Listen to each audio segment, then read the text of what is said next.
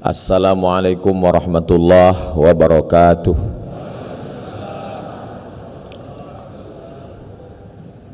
Cantik bintang di tengah malam, cantik bunga di tengah taman. Dari bunyi sambutan salam, nampaknya jamaah belum makan. Apa kabar Bapak Ibu semua? Alhamdulillah. Allahumma salli ala Sayyidina Muhammad wa ala ali Sayyidina Muhammad. Yang sama kita hormati Bapak Gubernur Bank Indonesia beserta Ibu Deputi Gubernur, pejabat-pejabat BI, Bapak Ibu hadirin hadirat 46 cabang BI, baik yang dalam negeri dimanapun berada, hadirin hadirat, muslimin muslimat, solihin solihat yang belum kawin dan belum sunat, sedulur sederek sedoyo, muka-muka sing melu acara iki podo kabeh mlebu nang surga. Amin ya rabbal alamin. Acara kita adalah tarhib. Tarhib itu diambil dari 3 huruf, ra ha ba. Rahaba tarhib. Rahaba artinya tanah lapang. Tanah yang lapang yang luas itu disebut dengan rahab. Ungkapannya marhaban. Jadi kalau kita mau mengungkapkan marhaban, acaranya tarhib, asal katanya rahab. Apa hubungan tanah lapang dengan tarhib dan marhaban? Rahab tanah lapang, tarhib marhaban, hati kami lapang menerima Ramadan. Mana tahu nanti pulang anaknya nanya, Mama, tadi acara di BI apa? Tarhib Ramadan. Tarhib itu artinya apa? Dari sejak dulu memang namanya tarhib. Jangan banyak tanya, karena yang banyak nanya itu Yahudi Israel. Tarhib asal katanya rahab, ungkapannya adalah marhaban. Hati kami lapang menerima Ramadan. Apakah semua orang lapang hatinya menerima Ramadan? Tidak. Banyak sekarang ini orang kalau sudah menjelang Ramadan ini ngitung berapa kali lagi makan siang. Hari Senin, hari Selasa, hari Rabu, hari Kamis, hari Jumat. Sabtu sudah mulai puasa, insya Allah kita tetap menunggu sidang isbat. Hari Sabtu dia mulai nyari rumah makan setan, yang kepalanya nggak kelihatan, kaki kelihatan. Tapi yang saya omongin ini nggak ada di BI, ini nggak ada. Ini yang saya ceritakan ini di planet Mars, Merkurius, Neptunus, Pluto. Kalau yang di sini ini baik semua, insya Allah. Amin. Dari bunyi aminnya nggak yakin juga saya.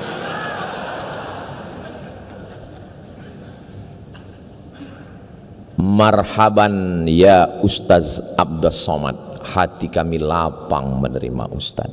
Marhaban ya Ramadan, makanya dilantunkan dalam lagu. Marhaban ya Ramadan, tiba-tiba Ramadan. Karena dia rasanya baru kemarin lapar, ini kok lapar lagi. Lalu kemudian tema kita luar biasa,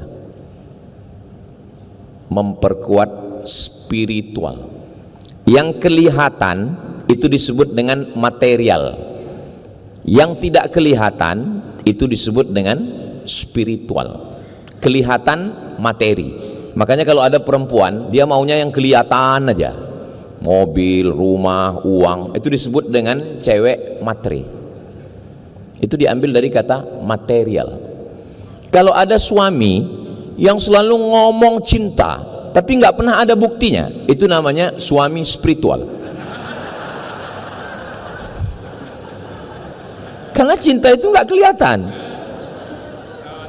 Kalau ada suami mengatakan jutaime, kalau bahasa kampung kami I love you, itu cinta itu spiritual, nggak kelihatan. Apa buktinya? Buktinya material.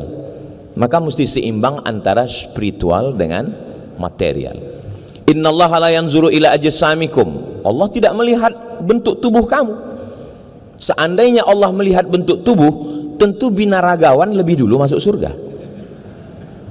Wala ila suwarikum. Allah tidak melihat rupa wajah kamu. Kalau Allah melihat wajah, maka yang oplas lebih dulu masuk surga. Kalau dengar ceramah saya kuncinya satu aja, jangan tersinggung. Karena ada beberapa orang tersinggung, pulang, meninggal. Ini saya bukan nakut-nakuti. Mohon maaf ya kalau boleh saya nanya, kira-kira ada yang tersinggung nggak? Alhamdulillah, ternyata banyak juga yang takut mati. Jadi antara spiritual dengan material dalam Islam itu mesti seimbang.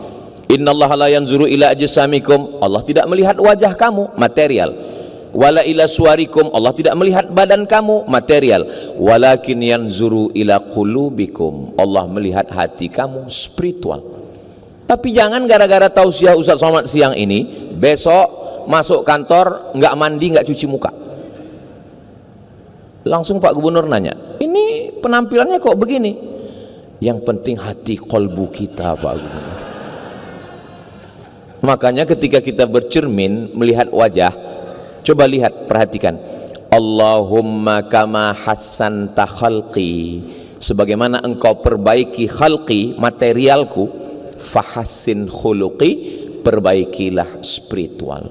Islam mengajarkan seimbang antara material dengan spiritual.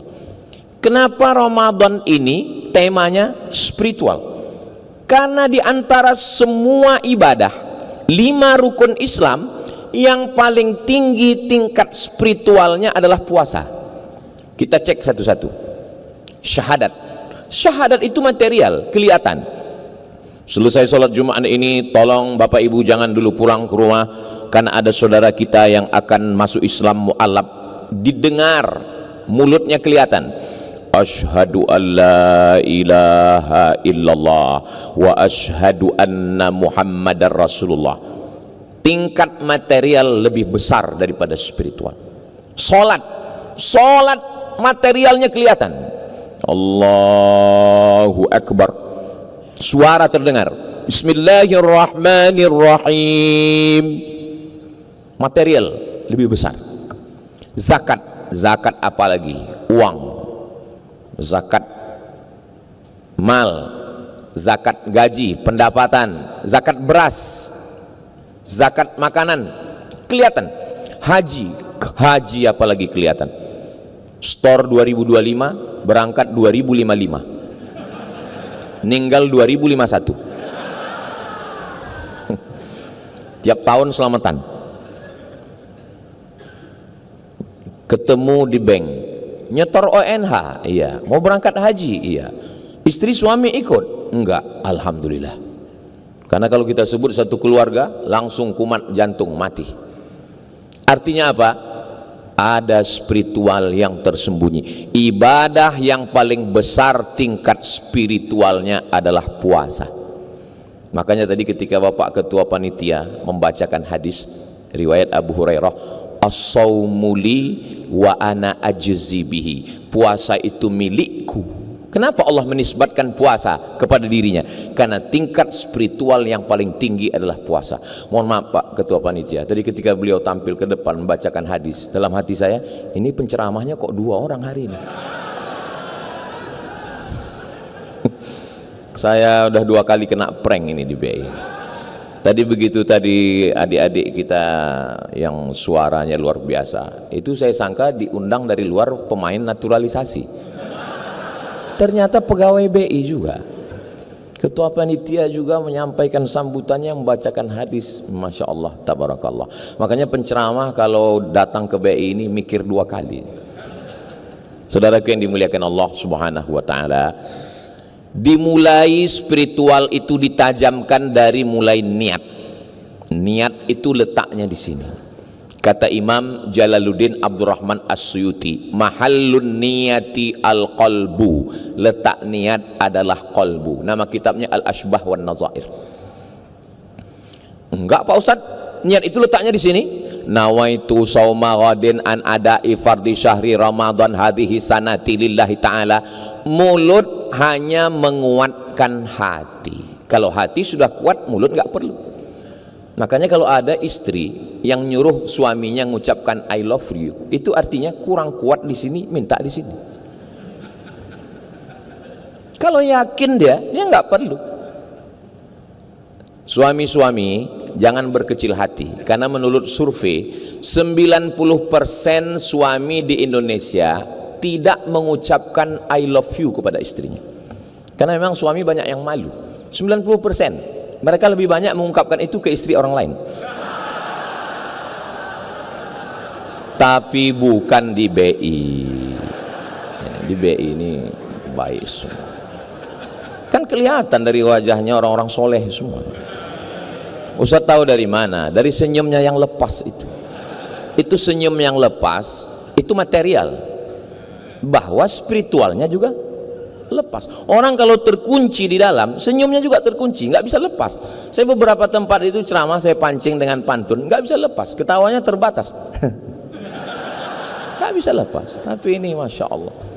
Saya menyangka di kantor ini yang paling tinggi jabatannya itu adalah gubernur. Ternyata di sini tidak. Buktinya di atas lebih banyak yang lebih tinggi lagi. Hai guys. Masya Allah, tabarakallah. Memang acara kita yang material ini nih, yang material. Tapi yang spiritual, yang jamaah tidak kelihatan, 46 kantor ada, tapi nggak kelihatan.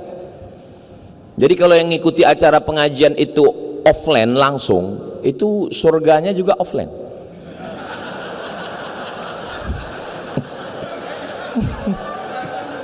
Kalau yang online ini ya maklum online juga kayaknya. Insya Allah walaupun dengar tausiahnya online, surganya tetap online. Surganya tetap offline. Cuman masuknya ya agak lambat dikit. Man qala la ilaha illallah Muhammadur Rasulullah dakhalal jannah. Siapa yang mengucapkan la ilaha illallah Muhammadur Rasulullah, semuanya masuk surga insyaallah. Amin ya rabbal alamin. Jangan minta masuk surga, karena semua umat Nabi Muhammad pasti masuk surga. Tapi mintalah selamat dari neraka, karena tidak semua umat Nabi Muhammad selamat dari neraka. Makanya 7 kali di waktu pagi, 7 kali di waktu petang, Allahumma ajirna minan nar, Allahumma ajirna minan nar, Allahumma ajirna minan nar, Allahumma ajirna minan nar, Allahumma ajirna minan nar, Allahumma ajirna minan nar, Allahumma ya Allah ajirna, selamatkan kami minan nar, dari neraka. Rabbana atina fid dunya hasanah wa fil akhirati hasanah wa qina azabannar. Allahu akbar. Material, tangan kelihatan, mulut kelihatan, suara terdengar, material, tapi spiritual di dalam. Saya sholat zuhur 4 rakaat wajib ngikut imam, jadi makmum adaan lillahi ta'ala. Allahu akbar. Oh, jadi kalau begitu niat itu di sini, niat di dalam. Lalu kenapa orang ngomong usolli fardhu? Supaya hatinya tidak kacau. Habis dari kantor, habis buka handphone, belum ada ngomong apa-apa, langsung tiba-tiba Allahu akbar. Ini sholat zuhur apa sholat asar ya? 3 rakaat apa rakaat ya? Nggak bisa begitu. Maka untuk menguatkan hati, saya yakin ini semua tidak jamaah, ini tidak semuanya pakai usolli. Yang mau pakai usolli silakan, usolli fardhu zuhri. Yang nggak mau pakai usolli ya sah, karena niat di dalam. Jangan kelahi. Dulu kelahi antara yang usolli dengan nggak usolli. Alhamdulillah sekarang udah nggak kelahi, karena sama-sama nggak sholat.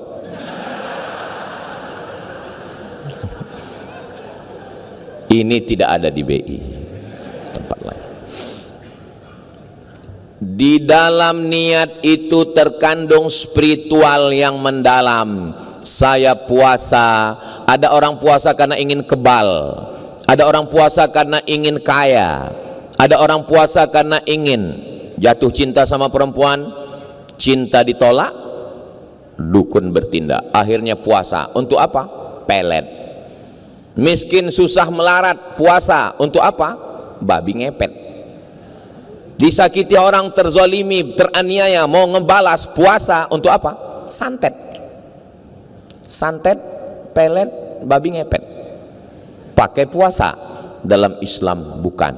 Puasa gunanya adalah untuk menajamkan kolbu spiritual. Nawaitu sauma ghadin an adai fardhi syahri Ramadan hadhihi sanati lillahi ta'ala. Saya nggak bisa bahasa Arab Pak Ustadz, ya pakai bahasa Indonesia. Saya puasa besok hari karena Allah Ta'ala. Saya kalau pakai bahasa Indonesia rasanya kurang dalam Pak Ustadz. Pakai bahasa saya, aku saiki niat poso sisuk lillahi ta'ala. Pakai bahasa Minang lah Pak Ustadz, ambo ariko bapuaso lillahi ta'ala. Kita orang Indonesia, tapi kita punya suku dan berbangsa-bangsa, dan kita berbahasa. Saya sampai hari ini, walaupun saya sekolah di Mesir, di Maroko, tapi kalau berdoa saya tetap pakai bahasa Indonesia. Doa itu di awal itu saja yang kita pakai bahasa Arab. A'udzubillahi minasyaitonirrajim. Bismillahirrahmanirrahim. Alhamdulillahirabbil alamin. Wassalatu wassalam. A'udzubillah, bismillah, alhamdulillah, sholawat. Sisanya pakai bahasa kita masing-masing. Dari mulai niat. Lalu kemudian di siang Ramadan, disitulah spiritual kita sedang ditajamkan setajam-tajamnya. Jam menunjukkan pukul 1. Lapar melilit, halus, hangus, haus membelit, tenggorokan terbakar kering. Masuk ke toilet kamar mandi Masjid BI. Wow, ada cincau. Tutup kunci pintu toilet. Lihat ada air.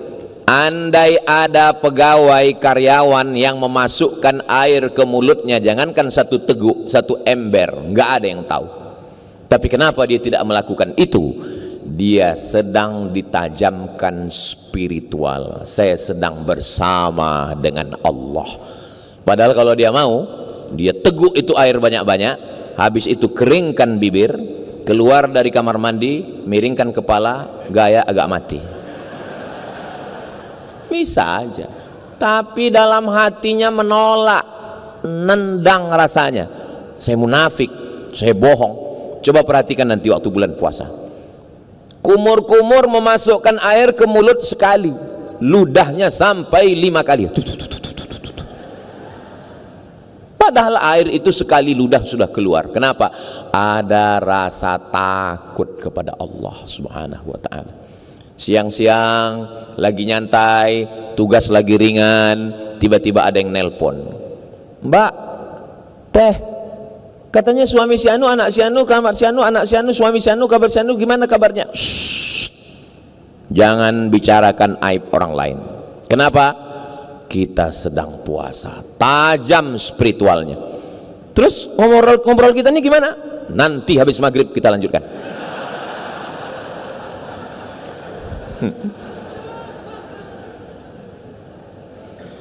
Pejabat, orang kaya, polisi, tentara, konglomerat, ketika datang rakyat jelata, orang yang biasa mancing-mancing, ngomong kasar, apa kata dia? In syatamahu ahadun, kalau ada orang caci maki. In qatalahu ahadun, kalau ada yang ngajak kelahi. Falyaqul, mulutnya berkata, inni shaim, inni shaim. Saya sedang puasa, saya sedang puasa. Karate dan 1 dan 2 pakai sabuk hitam, polisi dan tentara punya pistol, tapi saat itu dia mengatakan dengan ketajaman spiritualnya, inni shaim, saya puasa. Andai pun dia marah sekali, inni shaim, nanti habis azan maghrib, habis kucubit ginjalmu, katanya. Kenapa orang tidak marah? Kenapa orang tidak mau bicara aib orang lain?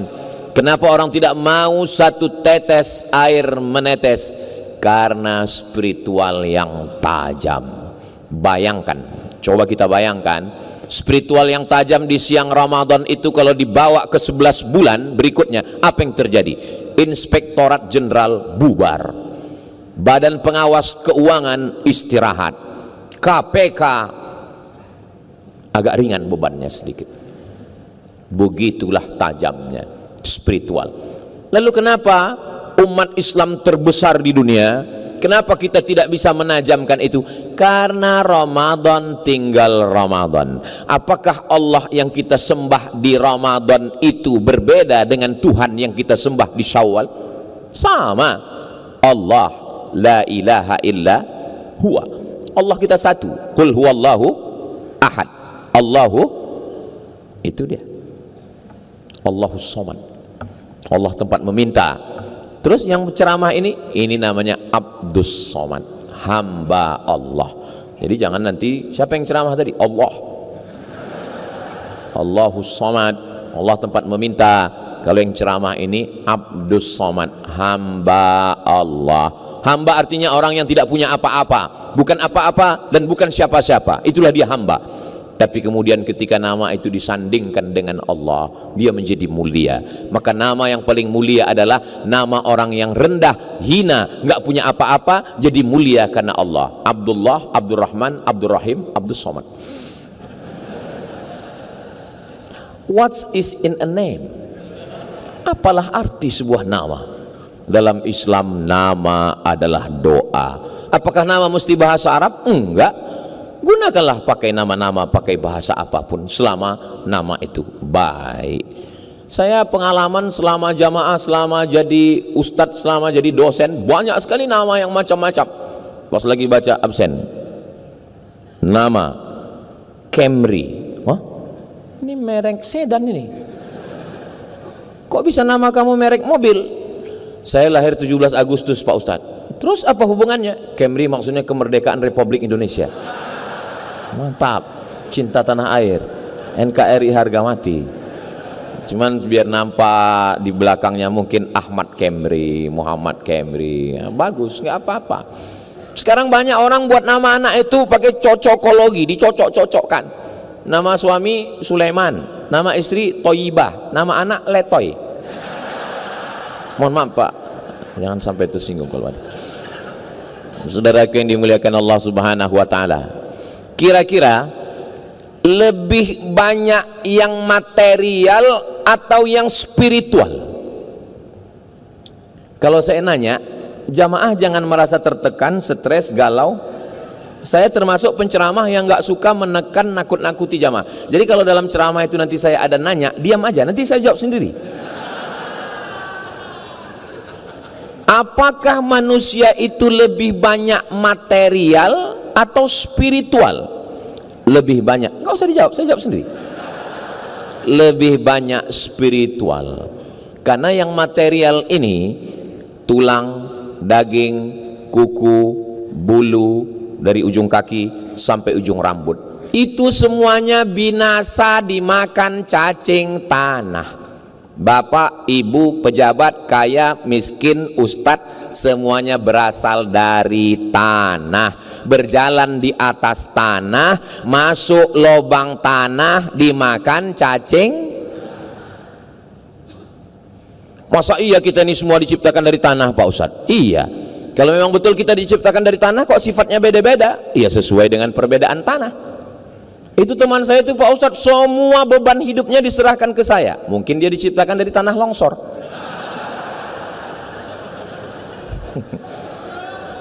Ini Pak Ustadz teman saya ini ngajak kelahi aja, berarti dia dari tanah sengketa. Makanya kalau ngaji itu, tolong jangan sampai ngaji siang ini dipakai untuk ngukur orang lain. Kita kalau sudah ngaji, biasanya orang kalau sudah dapat meteran, itu dipakai untuk ngukur orang lain atau ngukur dirinya? Ngukur orang lain. Orang kalau sudah dapat 1 meteran, ngukur, oh kamu kurang 1 meter. Tolong kalau ngaji ngukur diri sendiri. Saya nggak mau selesai ngaji ini besok semuanya ngobrol, si anu tanah timbun, si anu tanah sengketa. Jangan. Kita sedang mengkaji diri kita sendiri. Yang saya khawatir nanti setelah habis teman-temannya muncul, Ustadz Somad itu kira-kira tanah apa ya? Ustadz Somad itu kayaknya tanah liat. Saudaraku yang dimuliakan Allah Subhanahu wa Ta'ala, kita sebagai material sekarang, saya lahir, aduh ketahuan ini umur berapa? Saya lahir 1977, sekarang baru berarti sekitar 27 apa berapa? Sekarang udah 48. Kalau umur saya ditakdirkan Allah SWT 60, 70, 80, anggaplah 80 meninggal. Tapi kita di alam barzah, di alam kubur jauh lebih lama. Jadi di alam material ini kita sebentar sejenak. Di alam material, setelah itu di alam spiritual, alam barzah. Apa di alam barzah itu kita hidup, Pak Ustadz? Ya. Mana dalilnya bahwa di alam barzah itu kita hidup? Saya mau ke airport. Kemarin saya ziarah ke makam Pak almarhum Syafruddin, mantan Wakapolri. Lalu kemudian ketika saya masuk di pemakaman Kalibata, makam pahlawan, saya ucapkan salam. Assalamualaikum ya ahla diyar minal mu'minin wa inna insyaallah bikum lahiqun yarhamullahul mustaqdimina wal mustakhirin nas'alullah lana walakumul afiyah. Itu adab kita kalau ziarah kubur. Saya nggak hafal doa yang panjang Pak Ustadz, saya kasih doa minimalis. Assalamualaikum ya ahlal kubur. Payah juga ngapalnya Pak Ustadz, nggak usah baca, gerakkan aja mulut. Mana tahu bahwa anak-anak kita ngelihat, papa kok nggak membaca katanya. Paling nggak kita ada alasan kan.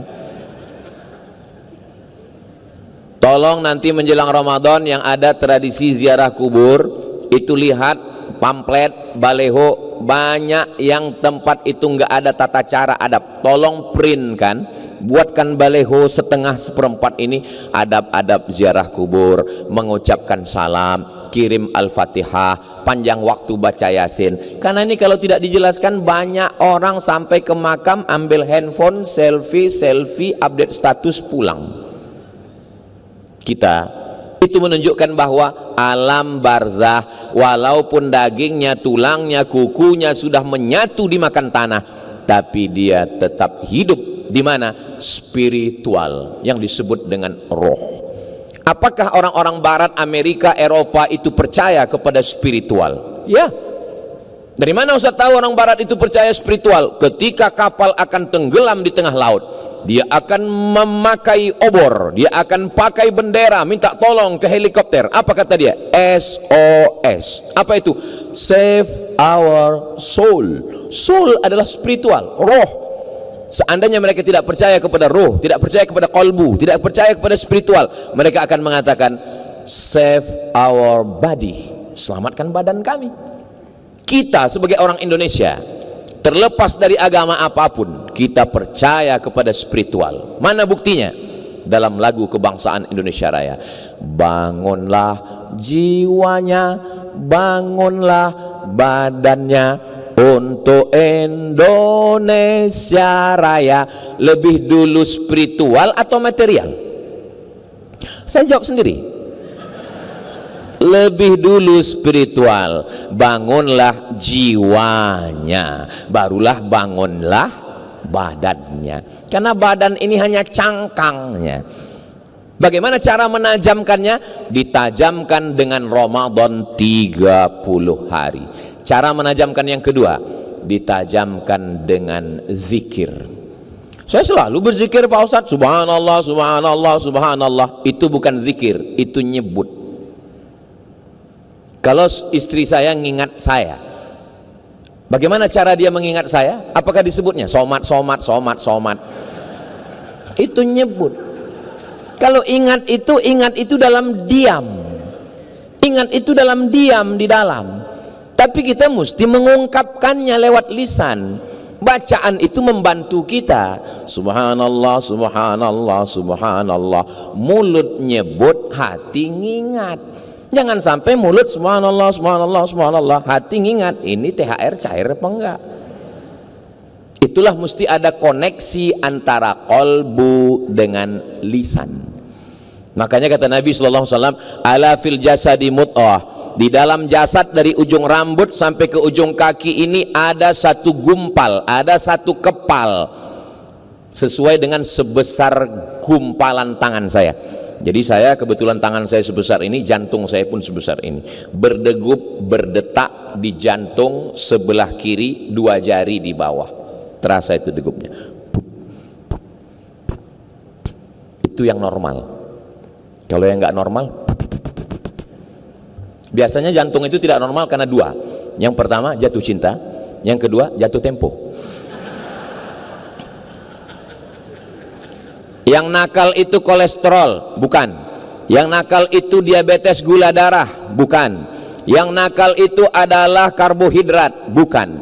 Yang nakal itu adalah pikiran. Pikiran mempengaruhi detak jantung. Tapi kalau jantungnya tenang, ala bidzikrillahi tatmainnul qulub. Kalau jantungmu mengingat Allah, maka dia akan tenang. Bagaimana cara mengingatnya?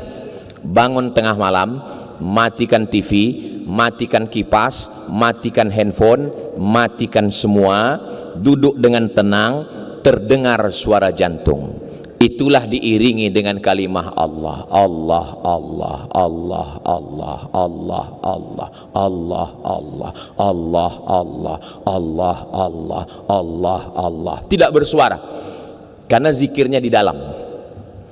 Selama hayat di kandung badan. Tapi jangan gara-gara ini nanti habis sholat nggak ada zikir semua.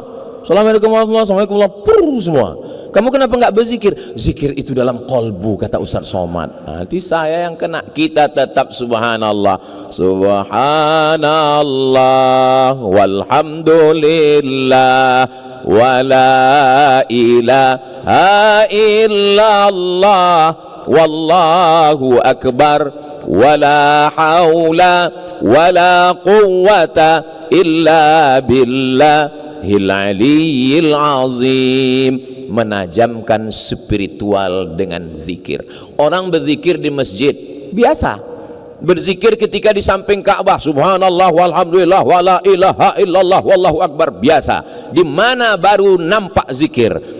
Ketika datang orang bawa uang satu koper untuk menyogok kita, dan di saat itu kolbu kita hidup berkata Allah, Allah, Allah, Allah, Allah, Allah, Allah. Itulah dia zikir. Banyak orang berzikir di masjid, banyak orang berzikir di Ka'bah, banyak orang berzikir di Masjidil Haram, tapi ketika di kantor stop. Orang memenjarakan Tuhan dalam masjid. Dipenjarakannya Tuhan dalam masjid, dikunjunginya satu hari 5 kali. Syukur, masih ada yang mengunjunginya setahun sekali, hari raya Idul Adha, sambil bawa kupon ngambil daging kurban. Kapan ketika membuktikan zikir? Ketika tiba-tiba masuk WhatsApp, WA, hai sayang, ini nomor Ustadz Somad ya. Ketika itu dia hidup Allah, Allah, Allah. Itulah yang disebut dengan zikir. Ustaz sudah pernah? Belum. Sab'atun yuzilluhumullah, orang yang dapat naungan Allah, yauma la zilla illa zilluh, ketika pada hari itu tidak ada naungan kecuali naungan Allah. Ketika dia datang kesempatan buat dosa, tapi kolbunya tetap hidup Allah, Allah, Allah. Bersyukurlah Bapak Ibu yang akan dilatih nanti dalam 3 otak. Saya selama ini yang tahu saya otak-otak. Rupanya ada 3 otak, 1 otak, 2 otak, 3 otak. Daftarkan bukunya ke nomor berikut. Saudaraku yang dimuliakan Allah Subhanahu wa taala, bagaimana cara menajamkan spiritual? Yang pertama, puasa. Yang kedua, zikir qalbu. Yang ketiga, mengingat mati. Sengaja ini saya akhirkan, karena kalau ini saya bacakan pertama, saya khawatir besok pegawai ini 2/3 nggak masuk kantor lagi. Pas ditanya sama Pak Gubernur, kenapa nggak masuk? Kita mau mati semua Pak Gubernur. Apa kata Pak Gubernur? Ustadz Somad jangan diundang lagi kemari. Dia mematikan etos kerja kita semua. Ingat mati bukan berarti kita meninggalkan dunia. Sahabat Nabi itu ingat mati, tapi mereka menggenggam dunia. Belum lagi 100 tahun Nabi meninggal, umat Islam sudah sampai ke Selat Gibraltar yang dibawa oleh Jenderal Tariq bin Ziyad. Negeri itu bernama Andalusia. Kalau saya tanya mahasiswa, Andalusia di mana tuh Pak Ustadz? Nggak tahu Andalusia. Real Madrid, Barcelona. Ah ya. Spanyol 700 tahun. Jadi jangan bayangkan sahabat Nabi itu duduk di taman Raudhah, zikir, nunggu malaikat maut datang. Tidak begitu, besti. Kematian bukan membuat kita hilang spirit, semangat.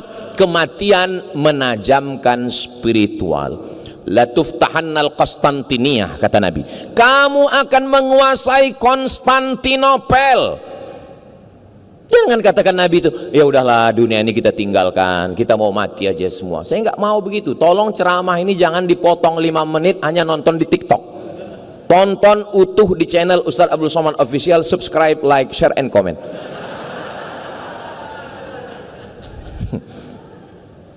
Ini saya tulis ketika saya kena penyakit COVID. Hari pertama tenggorokan saya rasa dicekik. Hari kedua penciuman hilang. Saya ambil parfum, saya cium, hilang. Lalu saya merasa ini nggak lama lagi mati aku ini. Saya tulis wasiat untuk anak saya, kertasnya ada, saya simpan. Dan menunggu mati itu saya cari bagaimana nabi-nabi mati, bagaimana ulama mati. Selesai dicetak, nggak mati-mati. Saya waktu itu memang sudah betul-betul siap untuk menghadapi kematian. Bagaimana Nabi Musa ketika akan mati meninggal dunia, dia panggil anak perempuannya, anak perempuanku tanam kapas. Nanti kalau kapasnya sudah berbuah jatuh, pintal dia menjadi benang.